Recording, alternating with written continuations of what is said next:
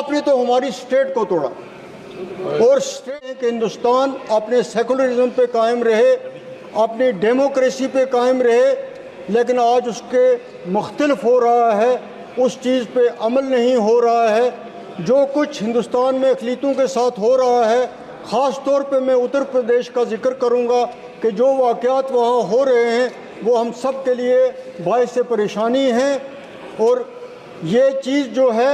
ये फ़र्ज़ बनता है इस हुकूमत का, ये फ़र्ज़ बनता है उस पार्टी का जिसकी इस देश में हुकूमत है या वहाँ पे हुकूमत है कि वो इन चीज़ों को रोके और वहाँ जो लोग रहने वाले हैं वो अपने आप को सेफ़ महसूस करें, वो ये समझें कि हम इस देश के रहने वाले हैं और इस देश में हमारे भी वही हकूक़ हैं जो दूसरे लोगों के हैं। उस चीज़ की तरफ देखने की तरफ बहुत ज़्यादा ज़रूरत है। हम सुप्रीम कोर्ट ने जो परसों फैसला दिया, जजमेंट दी, उसका हम खुश आमदेद करते हैं, वेलकम करते हैं कि इस बरवक्त फैसला आने से इस मुल्क में जो एक फ़िज़ा बनी हुई थी, वो एक नफ़रत की हवा चल रही थी, वो ठंडी हुई और उसमें तब्दीली हुई। यहाँ पे बहुत कुछ 2 दिन इस डिस्कशन में कहा गया। कांग्रेस वालों ने ये कहा कि 1975 में इमरजेंसी लगी, जो कुछ भी हुआ कांग्रेस ने उसके लिए माफ़ी मांगी,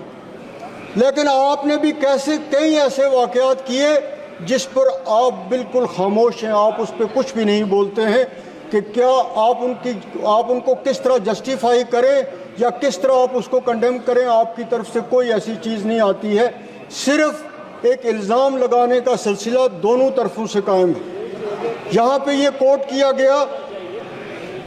कि बहुत सारी हुकूमतें जो हैं, इसमें कोई शक नहीं, ये जो कांग्रेस के दौरे हुकूमत में तोड़ी गई, बनी हुई हुकूमतें गिराई गई, हम उससे इनकार नहीं करते, लेकिन आपने जो हमारे साथ किया, इन्होंने तो हुकूमतें तोड़ी, आपने तो हमारी स्टेट को तोड़ा और स्टेट को तोड़ के आपने उसको 2 यूटी में तब्दील किया जिसकी कोई जस्टिफिकेशन नहीं थी,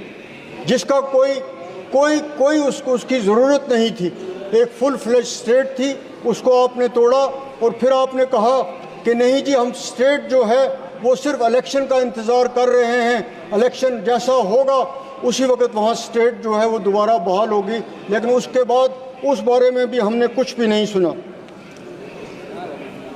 आज इस मुल्क को अगर आगे बढ़ना है,